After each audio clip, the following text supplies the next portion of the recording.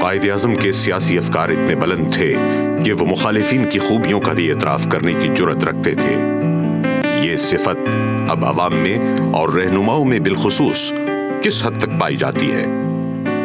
13 اگست 1947 کو کراچی میں lord Mount beaten کے اعزاز میں ضیافت کے موقع پر تقریر کرتے ہوئے وہ کہتے ہیں، ہم یہ اعتراف کیے بغیر نہیں رہ سکتے کہ برطانوی ذہن اور وہ جنہوں نے 1 صدی سے زیادہ ہندوستان پر حکمرانی کی، انہوں نے اپنی صواب دید کے مطابق بہترین انداز سے حکومت کی اور زندگی کے بہت سے شعبوں بالخصوص عدلیہ میں اپنے نقوش چھوڑے، جس نے عوام کے حقوق اور آزادیوں کے تحفظ کے لیے ایک فصیل اور حفاظتی پشتے کا کام دیا۔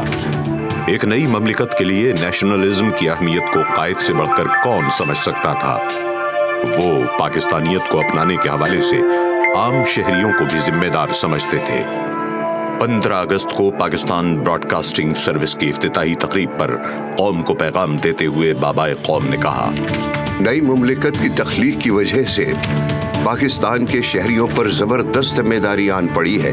انہیں یہ موقع ملا ہے کہ وہ دنیا کو یہ دکھا سکیں کہ ایک قوم جو بہت سے عناصر پر مشتمل ہے کس طرح امن و آشتی کے ساتھ رہ سکتی ہے اور ذات پات اور عقیدے کی تمیز کے بغیر سارے شہریوں کی بہتری کے لیے کام کر سکتی ہے۔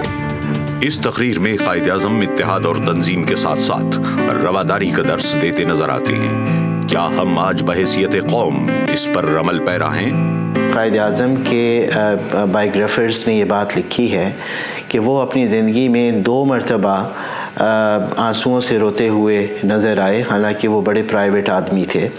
ایک تو رتی جناح کی تدفین کے موقع پہ، اور دوسرا قیام پاکستان کے بعد جب کراچی میں ہندو مسلم فساد ہو رہا تھا تو ہندوؤں کے جو جلی ہوئی بستی تھی اس کا دورہ کرتے ہوئے قائد اعظم آنسوؤں سے روئے۔ چونکہ ہم نے تحریک پاکستان کے خواب و خیال کو ترک کر دیا اور غلط راستہ اختیار کر لیا تو اس سے ہمارے ہاں مذہبی جنون اور فرقہ واریت بھی آئی، اس سے ہمارے ہاں علاقائی عصبیت بھی پیدا ہوئی۔ Subscribe, like and share Ungli TV PK.